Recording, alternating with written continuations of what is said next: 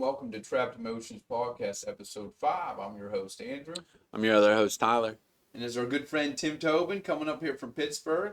He's going to be our first guest on the show, so we're pretty excited. I know he is too. Absolutely. Thank you guys for having me on. Hello, everybody. I've known these guys for a long time, about 25 years, and I've been watching the episodes, saw it kind of come together, and I'm excited to be on. So thank you guys. No problem, man. No problem. We're excited to have you. Thank you. Especially since we do go back to lunchroom Absolutely. trade. You know what I mean? We definitely are. And, the thing is like, we've talked about how Tyler and I have had these conversations, in-depth conversations about things, but I've never really talked about the in-depth conversations that Tim and I have had because we've had similar conversations, especially about not only character defects, but the spiritual aspect of life and the way that we see our character defects contributing to, our stunted spiritual growth. So I kind of want to get into that with him. I know he's going to be good at it. He's got a lot to say. He's got a lot of knowledge. And I mean, like, because you listen to Eckhart Tolle. Who else do you like? All the ones you do. So Dolores Cannon. yeah. Bob Proctor, Alan Watts is one you put me on. I mean, there's a lot of good ones out there, but that's a good starting point. Dr. Wayne Dwyer is a good one. Yeah. And I guess these are, philosophers per se, and they really have helped me, and I know they've helped Tim too, understand where we were at within ourselves. So we're going to kind of get into that. I'm going to kind of get into the intimate relationships part, and then we'll jump over to family relationships, and then relationships with friends. And then at the end, we're going to hit on relationships with self and see how our relationships with ourselves really affect every other aspect of relationships in our life. So I know we were talking a lot about love languages, red flags, and stuff like that last week. And one thing I wanted to hit on that I was really thinking about is not understanding our partner. When we're in a relationship, and I think we all do it. We all get into this mindset of this is where I want this person to be for our relationship. And we don't always realize that person is incapable of being there. And I think that that's one thing that I did a lot is trying to adjust the mic is what I did.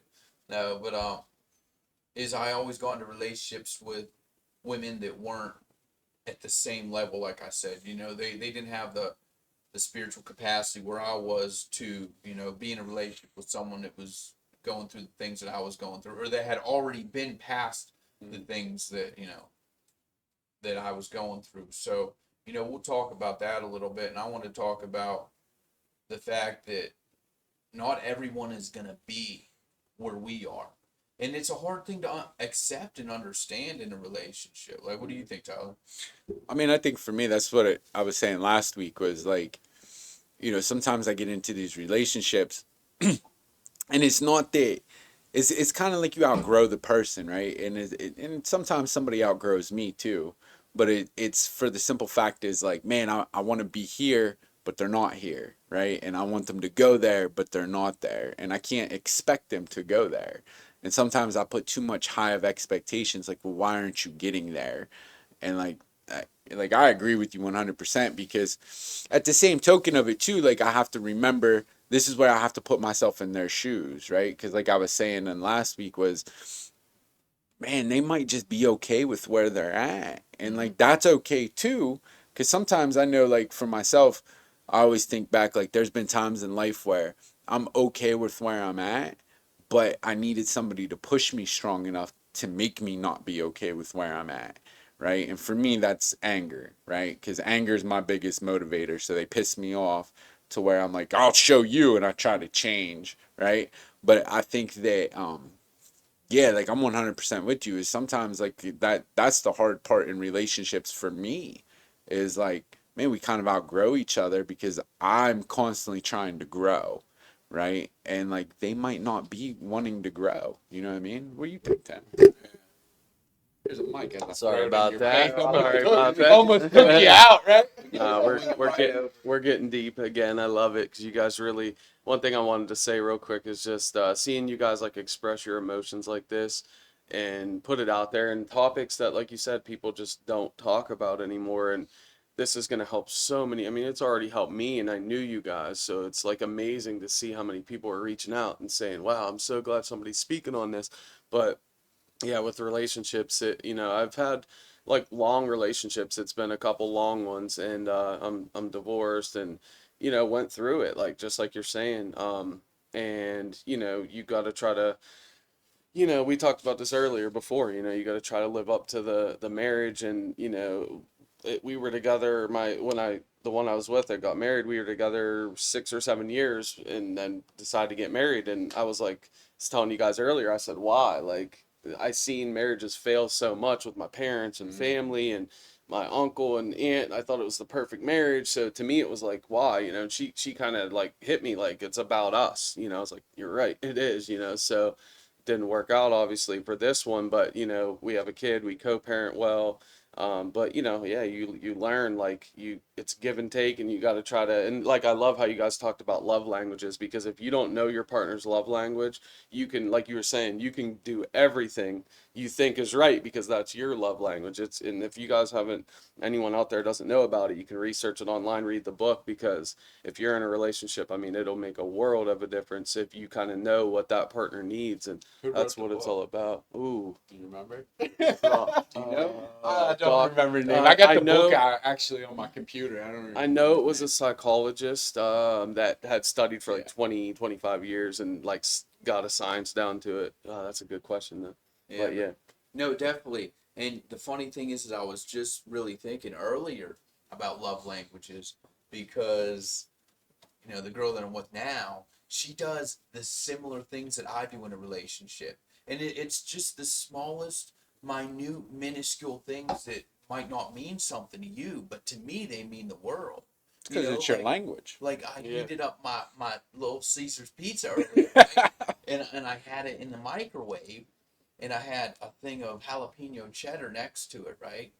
Well, I go outside, and then I'm out there, and she's out there, and she's like, "Oh, I took it out of the microwave for you." So I'm like, "Okay." No, So what I did she go say? up, and I look, and not only did she take it out of the microwave for me, but she opened the jalapeno cheddar and she put it in the middle of the plate for me. Access And service. one of those, Mm. that something so small and minuscule meant the world to me, because that's something that I would do. That's my love language too. Right. And for her to do that, it really hit me like, wow, like this is exactly what I've been looking for in a relationship. Someone that does these things for me that I would do. And that's really what love language is about. Understanding your partner and loving their love language. So I think for me too, like, because I've been in relationships before where like we had an idea of the love languages, but like we were talking about, like me and Tim were out there talking earlier, and like the hard thing is teaching somebody how to love you, Mm-hmm. right? Because like sometimes I get into these relationships and it's like everything's cool when the honeymoon stage is happening, right? Honeymoon stage is done, and it's like, man, like what now? And then, like we were talking about, like we start feeling that disconnect, and it's almost, God bless you. It's kind I knew it. So I saw it coming, but no, it's almost like we fall into a comfortable misery, right? Because like I've been in these relationships before where like I'm miserable, but like I want to leave, but I don't want to leave because I mean, especially now at our age, because let's face it, neither one of us on this couch is young anymore. I don't want to admit failure, right? I don't want to say like I hate saying, "Oh man, I was in another failed relationship," and it's not that we were in failed relationships.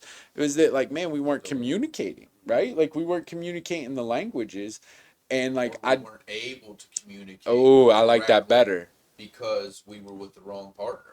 Or we just didn't teach them, like because acts of like for me the words of affirmation is huge, right? And like some people just don't get that, and like I don't know, and that's one of those things, and it's one of those things you almost have to teach somebody. Remember when we were in sales school for MCI, right? When we were telemarketers, we were hack telemarketers, we were slamming people, but when we were in telemarketing, they used to tell us It's either one of those things you got or one of those things you don't. You either got this or you don't.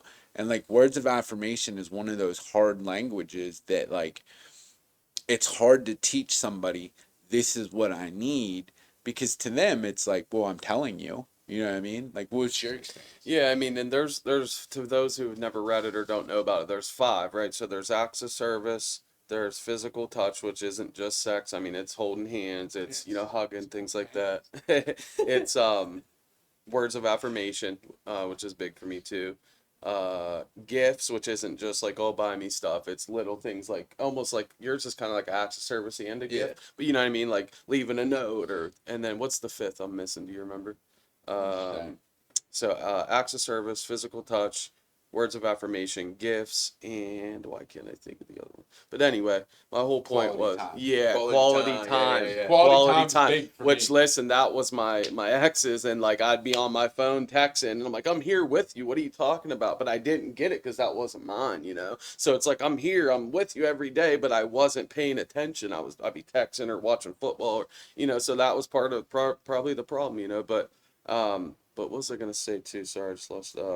But oh, I was gonna go to like even now, after being in such a long relationship, I got my character defects where it's like I don't get out there and meet people. It's hard to at our age especially. And we talked about people having kids, or if I have a kid or if they have a kid, we talked about that. So you can kind of touch on that. I think that's something we wanted to touch on. Maybe I guess you can go, but yeah, because if you get with somebody that has a kid, you got to play that parent role. Even if they have a parent, doesn't mean you have to be their father or their mother, but that's a tough thing. So we touched So on I it. think that's hard for me now, right? Is because like, and that's what we were talking about was dating people with children. Like for me, like I don't like I'm 38, so like I don't want to, right? And like that's hard because everybody has kids anymore. And you don't have any kids of your own. Yeah. Yeah, so in all fairness, I don't have any. I got a Yeah. And it's okay cat, to. but Yo, check out his shirt. yeah, Show him your shirt. yeah, let's pick. This is a cat holding a gun. I didn't even notice it till Yeah, earlier. He was here it's for like a whole 2 Explain it. hours. I was Yeah. like, what is on your shirt? It's for animal cruelty. It's arm the animals to stop animal cruelty. Oh. But anyway, so that's hard for me because I don't have children. So like we were talking about is I don't. It's almost one of those things where if you're dating somebody with kids, what people don't understand a lot of times because if you have kids, you don't understand like the commitment that you're asking of the other person, which is okay, you don't have any children, but I do. So now you have to have a relationship with me and these kids, and at the same time, like if you're a good mom, I want you to put your kids first. If I come first before your kids, you're not a good mom. I don't want a relationship with you, right? And at the same token, like that sucks because you're going into a relationship knowing like, man, I'm not gonna be a priority. You know what I mean? Yeah. It's tough. See, and for me, I've been a single dad for 10 years. Right. So it's hard for me to find someone that's willing to step into that role because, I mean, everybody knows my situation with, my daughter and, her mother not being around. And yeah, I'm not really gonna get into it, but I'll touch on it a little bit. That affects my daughter, and Absolutely. she strives for female attention so much, and she wants that mother figure there. And so when I'm dating someone, they have to accept that not only do they have to date me, but they have to step into that role and to at least It's a big at role, some yeah. capacity, and so there's that aspect of it. And then if I'm dating someone that has a kid, then I have to a lot of the time step in the role as the father there, and it gets really blurry, especially when you have two people that discipline and parent completely Oh. different. So not only are we dealing with love languages, we're also dealing with child rearing, complete and how that can be completely different. And there's a lot of different aspects into dating when you're meeting someone new. And I think that that's one that has kept me from a lot of relationships, that has ended a lot of my relationships, is just dealing with the children and how we're all gonna mesh together.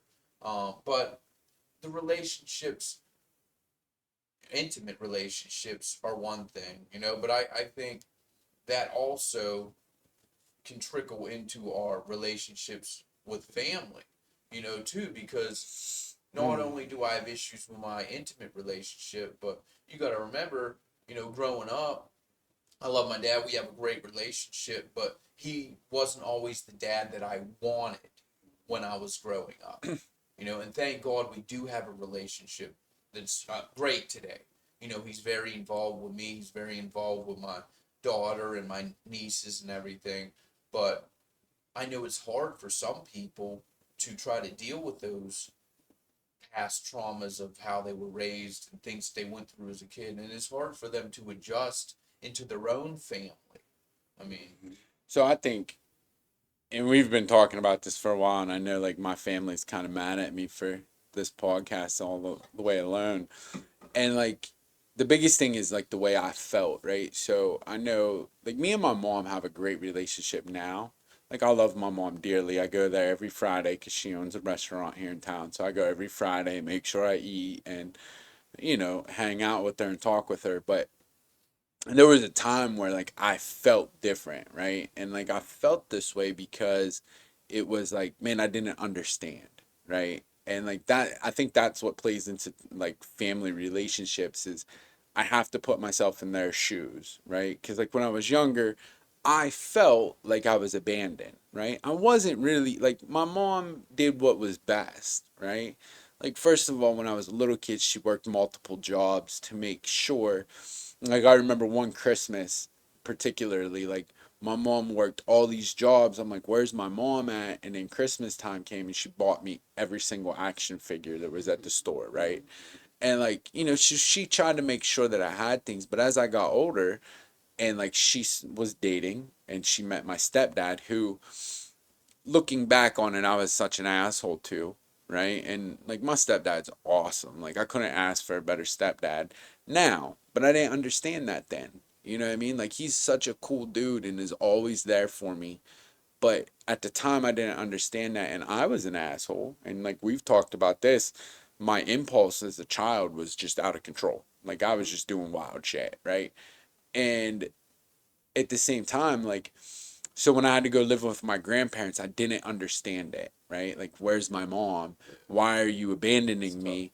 You know what I mean? But like, she really didn't, but she did. You know what I mean? And like, so fast forward years later, struggle with family relationships, right? Which you had a stepdad too, right? So like, Yeah, how'd you man. feel? It's funny because I wasn't gonna go deep, but it's trapped emotions. We gotta let it out, and you guys are. I don't want to get family, mad, but I'm just gonna be honest. Like, yeah. So my parents split when I was young. I was only 3, so I didn't go through the divorce thing, and have it affect me. But like, I would go to my dad's every other weekend, and like me, they dealt with addiction. They were drinkers, and there was parties and stuff, and it was fine. I mean, they loved me. I had everything I needed. Don't get me wrong, but like, you still get affected, when someone has an addiction, and they didn't put it first necessarily, but like it still affected me, you So knew it like, was there, you yeah, know, and like I you knew knew, like something that's was off. all I've known growing up. And I remember when I got in underage, they should have never told me this, but it was like, well, if you have one parent that is an addict, if you have two, you're doomed, and that stuck in my head, it's like, why would you?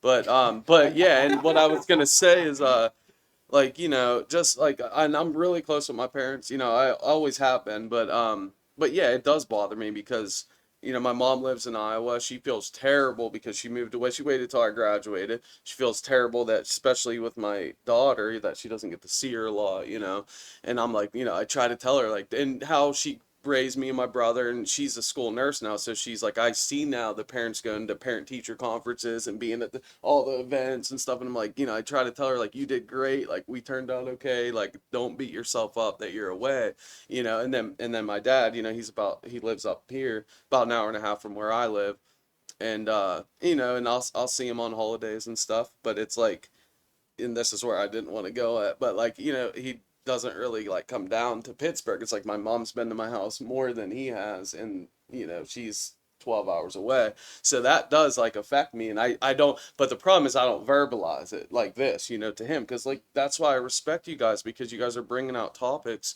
of like that people don't want to talk about, you know? So it might hurt people's feelings, but you have to talk about it. You know, you do, like, it'll eat you up.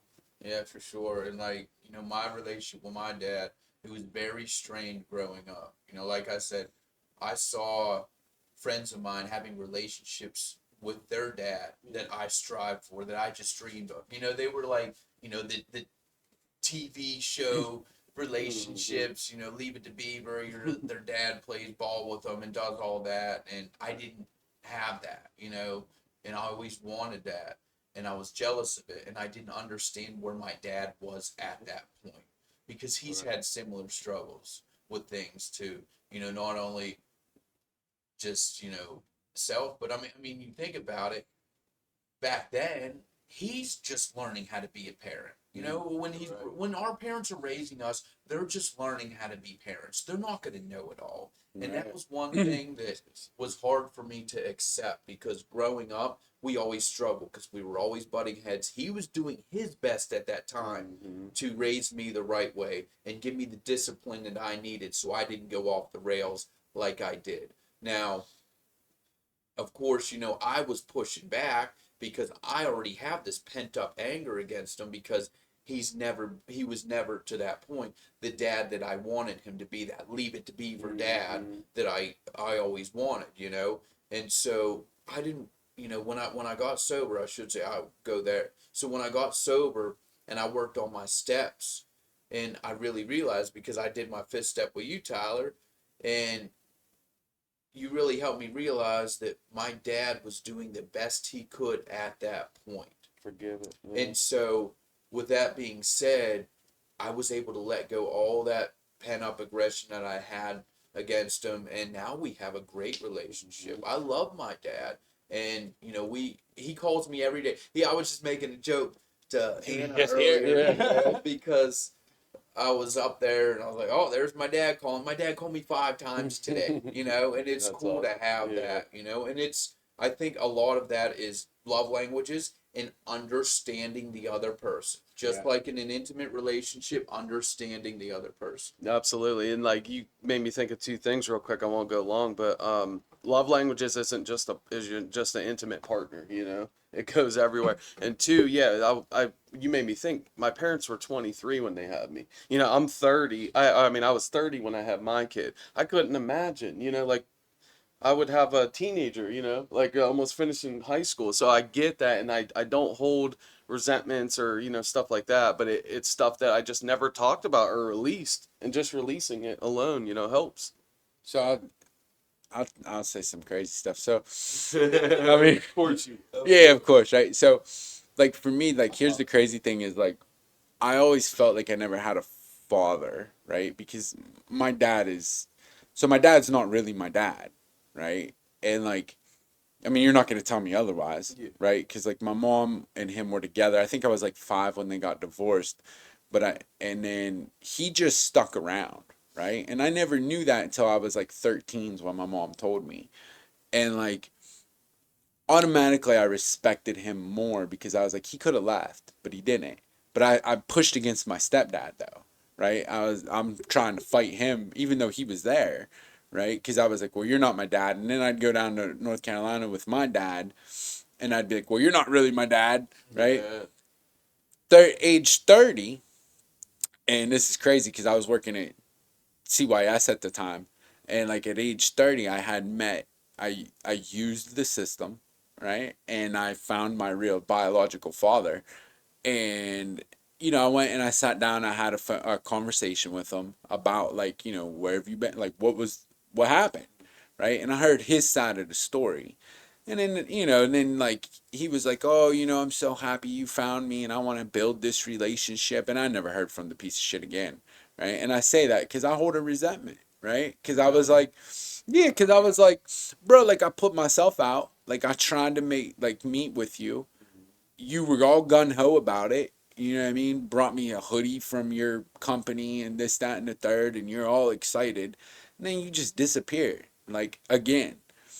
And like that pissed me off more because I'm like, now you don't have an excuse because you know I exist, right? And then I had to sit back and say, wait a minute.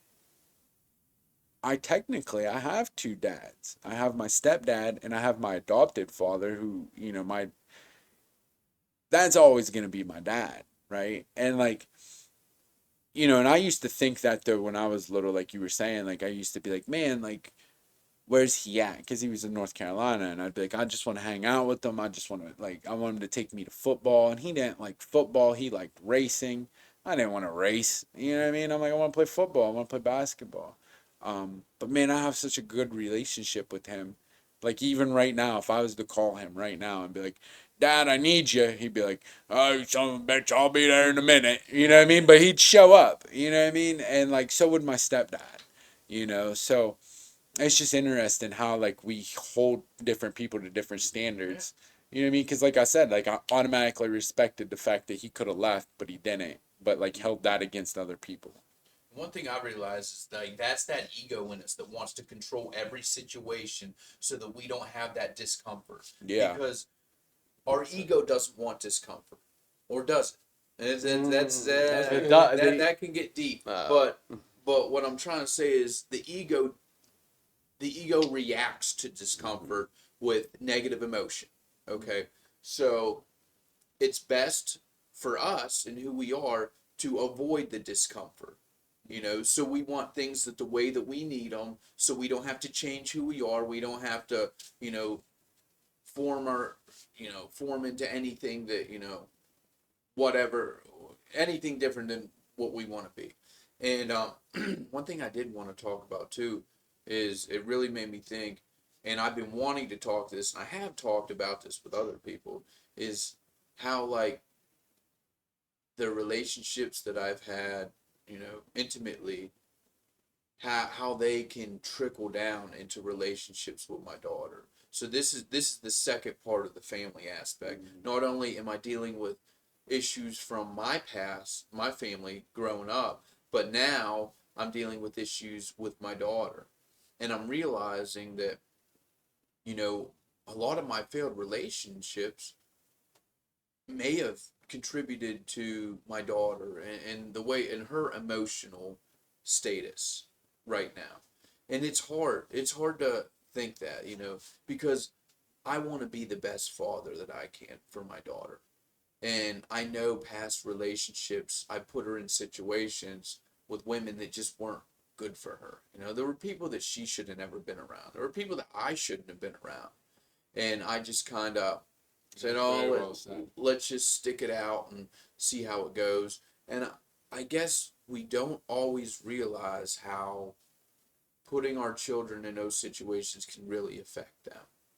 And I've been so cognizant of it, for the last couple of years that I've been working on my, issues with relationships and everything. And it's really made me think about what I'm really doing for my daughter and what's best for my daughter.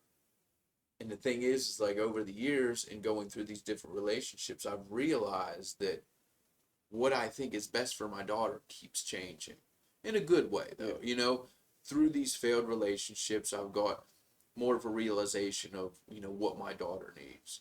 But at the same time, I still have to be careful putting her in those situations. I'm sure, and you could talk about that. oh too. no, I mean like even just over the past year or two, I've seen you getting so much better at like dealing with her if she doesn't listen or do the things that you tell her to do. You like don't snap out as quick or discipline her as quick, and it's like they need discipline. But so you told me before like, man, it just like that's the one thing I need to like get under control with my ego, because it's just like I just so I've seen that improvement. And then with even with the new one, new girlfriend, like it is good because she is like a good person for her to look up to and a good role model. And to go back to like the ego thing, we're always gonna have, like, we have to go through hardships and troubles. Like there's no getting around it, and that's what helps us to grow, and get, and like once you can realize that kind of, and it's all about how you take on the situation. Like any situation that comes at you, you have kind of two choices, and when you can kind of realize that and live more present than in our past or our future. You know, it really helps. Like it's helped me so much, and that's one thing, like you said, Eckhart like really teaches you is just how to live present and recognize your ego versus your true self. And your he calls it a pain body. It's everything that you've built up through the years. You know, we have heavy pain bodies, especially us. You know, and that's why we talk about this. But I just want to touch on those couple things. And I want to say too, Tim, like you are the most level-headed and calm father I Yeah. have ever seen. And I've told him this so many times, like, bro, how do you do it? No matter what happens, he never raises his voice. He's always calm. Well, okay, what's going on? And, all that. And I respect you Thanks. so much, bro, because I look up to you for that. And we've had plenty of talks about it. But, when I think of the father that I want to be, like you Thank- are the person that I see. Thank you so much. So- And obviously, I'm not perfect, Father. You know, there's things I can do better, but I really appreciate that. No, I Thank mean, you so much. I don't have kids. I so knew I'm I- not going to talk on the subject, No, right? yeah, But hey. I do It know, like, relates to You've just been a step parent though. yeah, but I mean, just from watching Tim, like, I mean, it was like I agree with that statement. Like, just watching him interact with his daughter, where I'm just like, damn, like, I just wish I could react like that to people in general. Like, you know what I mean? Like, just reacting with like general people, even like you react very well to her. And then Andrew, I mean, you're definitely like I see that too. Like with you, like you're doing really good with the communicating, right? Like And because you've had to play both roles too, so I respect the hell out of you for that. You know, I mean, you've done it since she's been born, and that's what got you on the right path. You know, so like respect for that. And one thing is, I realize I'm pretty laid back, but it can also be a character defect with people because not my daughter so much, but like letting people kind of take advantage of things, or So I just want to say that. But, I was gonna say it could be avoidance, right? Because it's just Yeah, avoiding that conflict, right? Of like, okay, well, I'll do this and that, Yeah. right? And like, I don't know, man. I think the significant other that like it's hard raising a child on your own, right? And that's why like I'm happy that you got like Andrew. Like I know the relationship that you're in now, like that is a great person for your daughter to be around. I almost said her name. For your daughter to be around, right? Because like just watching their interaction, you can see where it's like, man, finally, like this is a good one, for her to be around, and like I'm happy to see that, and you know, I don't really have any other experience on that. I mean, I have some, but we're not gonna go into that. That's It's fine. okay. I wanted to hit on this real quick before we go into the friend relationship. But like talking about this with you guys, it made me realize it's crazy, but I just realized that I have these unrealistic expectations for myself, just like I had for my father. Mm. I want myself to be the Yeah. epitome of fatherhood and be the father that I always wanted as a child. Wow. And no matter how much I try, I'm just not there. And it's not where I need to be at this But moment. don't beat yourself up too much because you do a Exactly. lot. I mean, you coach her softball, you take, so Yeah, exactly. And that's I think that that's what I do is I do beat myself Yeah. up. And not only do I have high expectations for myself, but I also have high expectations for my daughter. Yeah. And one thing I've really been realizing a lot, and I've been saying this a lot, is at 10 years old, she's an angel compared to what I was doing at that age. Absolutely. So I have to take that into account, and I have to realize that, right now she's very pre-hormonal, and I think this is the age that a lot of parents struggle, right before, their kids become teens and preteens and everything, and it's hard to deal with, and I just have to remember that we're both trying. This is new to both all my daughter and I. It's new to us, so and that's that understanding each other more. And so, I mean, I guess we can leave that at that. But it did give me a lot to think Awesome. about, and I'm really gonna, meditate on this tonight or tomorrow morning and get more into it. But since I'm sitting here with two of my best friends since high school, I want to talk about the relationships that we have with friends and how important they are. And I guess I know I've talked about this before, and I guess I've come to the realization that not only Wow, bro. Like, wow, guys. Like, not only do I have high expectations for myself, my daughter, for my father, but I also have these high expectations for my friends. And when they don't live up to them, I move on to the next friend. And it's not like I forget them, you know, but I've touched on this, and I think that episode 2 or 3, where my relationships with my friends were, I would hang out with someone consistently for a while, like every day. We were like in it, like, what are we doing today? What are we doing today? And then I get to a point where I'm just over it, and I'm like, okay, and I completely shut them off, over something small. And I think a lot of that had to do with me having these unrealistic expectations for our relationship. So, I mean, I agree, right? I'm a terrible friend. I say this all the time, right? And I wasn't nodding my head because he's a terrible friend. I'm just he does no, talk about it a lot I of the time. I'd say I'm a terrible friend because like I'm not, like I've been saying from the very beginning, is I'm not consistent. But like I have been working to be consistent, right? And that's why like I make sure to like text you or call you every day, right? A And million times. You're yeah, very consistent. yeah, I'm trying to be I very appreciate it. consistent because I'm not always. I know my consistency though will slip me into isolation, and then like I get mad at people for not talking, right? And like, and it's funny you say that though with the high expectations, because I do that. I put high expectations on people, friends, whatever.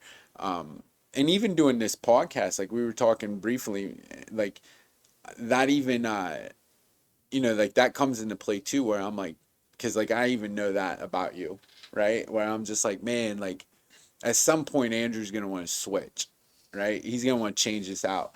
Either he's just gonna be like, I'm done, I'm not doing this anymore, or he's gonna be like, I'm gonna do another one or whatever, right? And like I'm like, when's that gonna happen, right? And I'm like, well, and then also at the same time, this is insecurities, right? Because I have to look at trust issues that I have with people, right? And I'm like, damn, like, so I mean, it's interesting how like we interact with friends, and I think my biggest problem is and always has been the inconsistency, right? And at the same time, I'm in a process right now of like rediscovering myself and trying to grow, and like so now more so than ever, like I'm really trying to be consistent because I'm trying to grow into being a better person and doing these different things, and like it I'm in a weird space. I'm in like a weird time. You know what I mean? And like my expectations for myself aren't being lived up to, right? Cuz like I'll look at myself and be like I'm not doing what I want to do. I'm not doing what I should be doing. But like at the same time like I'll be sitting there and like I'm like, well, maybe if I would do one thing at a time and stop trying to do 20 things and like maybe be more consistent. And for me, again, man, that's my biggest problem is like I'm trying to be consistent with every avenue of life. So like I'm trying one thing here, trying to be consistent.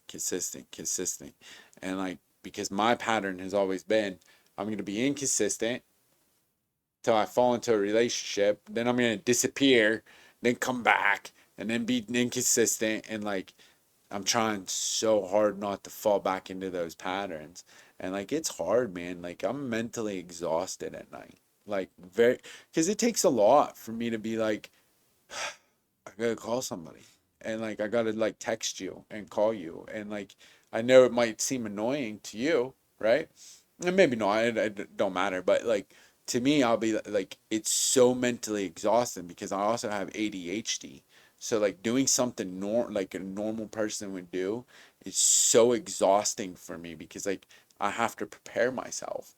You know what I mean? So drastically. What do you think? Man, I feel so much of what you just said, and what you said too. Like, just the inconsistency thing is what I've been trying to work on, because I'll start something and not finish it. I'll start something and not finish it, and then just beat myself up 'cause it's like, why do you do this, to yourself? But with friendships, yeah, it's wild because I grew up with like a big group of friends, and your parents always say like, oh, you won't be friends. Crew. Yeah, the crew. Your parents always say, oh, you won't even be friends, and I'm like, ah, I will be friends, and I don't talk to like hardly any, but like people, there's a couple like you, and I can't say any other names, but couple people that you just have that connection with, and we talked about it earlier, like we went a few years there without talking. We went on our different paths. You touched on it, but we came right back. Like that connection when you have that good friendship. But I get into those same things where it's like you just get down and you get whatever, you get in work and life happens and you don't reach out. What I love is like he's like a talker on the phone. Like I'll just text and we just like we got away And I from will text y'all back. conversation. Y'all both are Yeah, texters, and texters. I'll barely text You y'all know, back, and then you'll just get a and call it'll from be me, like, and we'll be on the phone and for it'll like be like, oh, he's hours. calling. Yeah, and then it's like, oh, I'm glad I picked up because I needed to hear that. He needed to talk to me. I needed to talk to him. And like I have another friend like that likes to call, but we get away from that because everybody's so used to texting. It's just easier. So I'm glad that you call me and we have those conversations. And I know if I need something, I'm calling you and you're gonna be there. And you've been there to help me so much. And me and Tyler are getting back to like building that. It's really awesome. I can't thank you guys enough. Yeah, definitely. And it's funny because like we're all talking about being inconsistent. Like we're all inconsistent friends. We're all Yeah. inconsistent friends, but yet one thing we do is we never totally give up. Right. We never totally trash the friendship. We're always there for each other. I mean, what are we, 20 plus years later? We're here. We are sitting on a couch. We were all in high school together. We all went through our things. We all struggled together. I struggled with both of you at times. And like Tim, like He's been there for you. You've been there for me. The whole. like we were saying earlier, like Tim and I, we had different points in our life where like I was struggling with something really hard, and then he was like kind of okay, and then I started to get okay, and then he started struggling hard, and even though like we weren't on the same level as each other, still when one of us was ready to reach out, the other one was always there. And that's what I appreciate. And I appreciate our conversations that we have, and we send each other videos. He mainly sends them to me, but another thing I want to touch on about relationships is, with me talking about being consistent and everything, I really realized that, and having those high expectations, it made me realize that I have given up on a lot of people.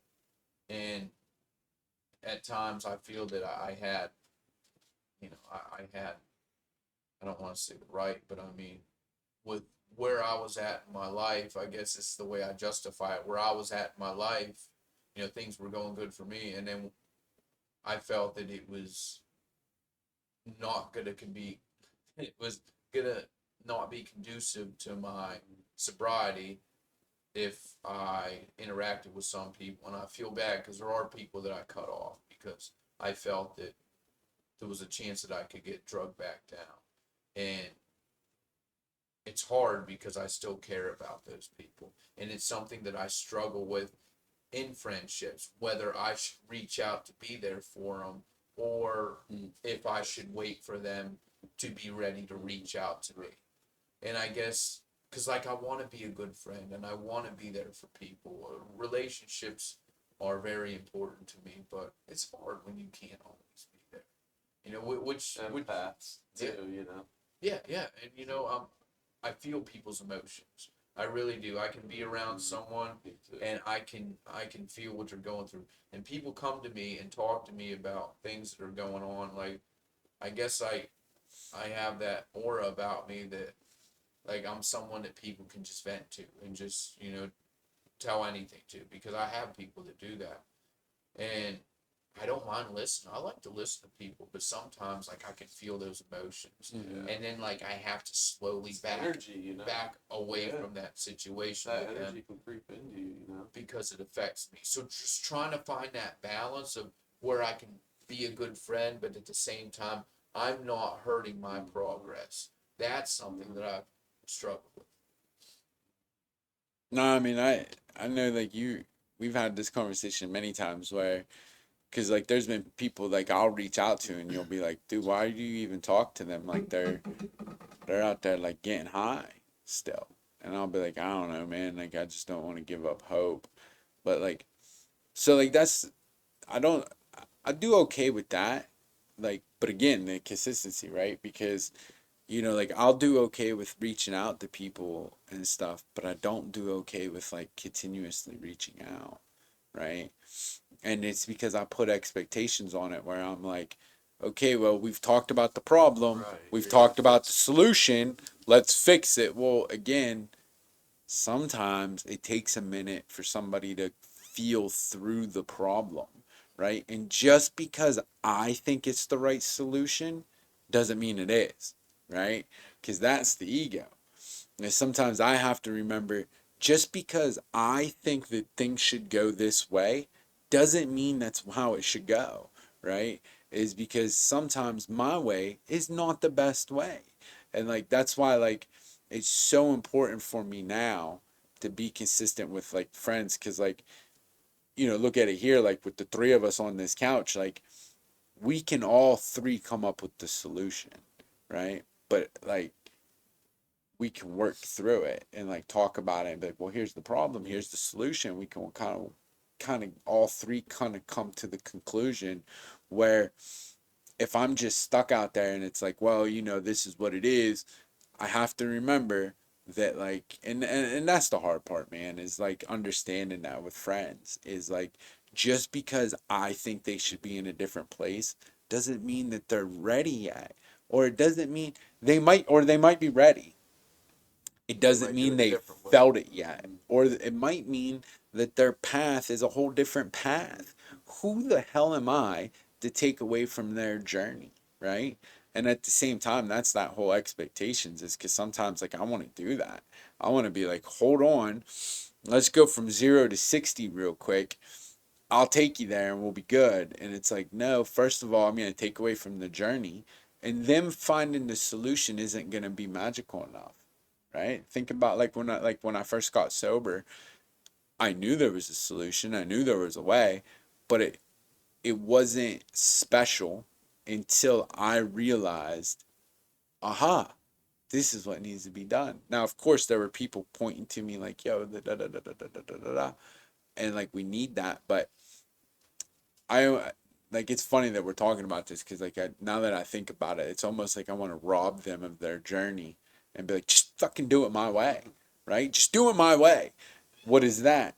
Control, right? That's control. And like if I'm trying to control anything, I'm wrong. I'm wrong instantly, right? Because that's a control issue. That's my ego talking. It's a character defect, and I know I'm wrong, right? Like, what do you think? I don't got much, but the first step is acknowledging that, and that's the good thing is we're acknowledging our character defects. We're getting it out there. Go ahead, that nigger. Well, this just where we start to get into our relationships with ourselves, because these character defects is what we have to work on to have good relationships with others. So I have to understand first and foremost that I'm not going to have good intimate relationships, family relationships, or friend relationships without a good relationship with myself. And so that means not only do I have to understand myself, but I have to Work. be in a situation, in a position where I can sit back and pay attention to how I interact with others. Was I quick to anger? Was I unsupportive? Was I,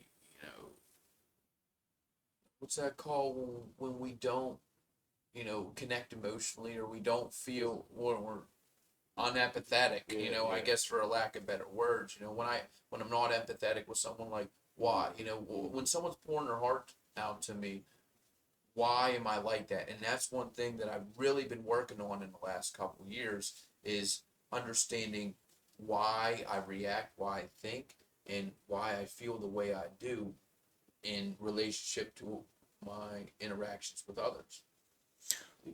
I would like to continue on that on the next episode, right? Because we're 48 minutes in, and Absolutely. I know we want to keep these at 45. So I think that's a great topic for part 3. Oh, Right? okay. I think we take it to a part 3. Yeah, so we can go like, on share, for and that. subscribe. Like, share, and Thank you, guys. subscribe. Yeah. So thank you so much. I'll talk to the audience. Thank you so much for being here with us. I think this episode went really well. with Tim here. You know, he had a lot of good things to say. Thank you, I love his energy. That's why we click so much. That's why we've been friends for so long. But yeah, so I guess part 3 of the relationship podcast is going to go into our relationship with ourselves and understanding our character defects so we can get to the point where we are able to fix them and hopefully mend our relationships with others. So we appreciate you all. We hope that you enjoy this episode. I'm sure that you'll be back for next week. And like Tyler said, like, share, and subscribe. Trapped Emotions Podcast. A lot of people are like, oh, I don't have a YouTube account. Get a YouTube account and subscribe and check us out. You'll get all kinds of notifications when we have new shorts or, you know, new episodes. So thank you so much. Have a good night. Thank you very Thank much, you. man. We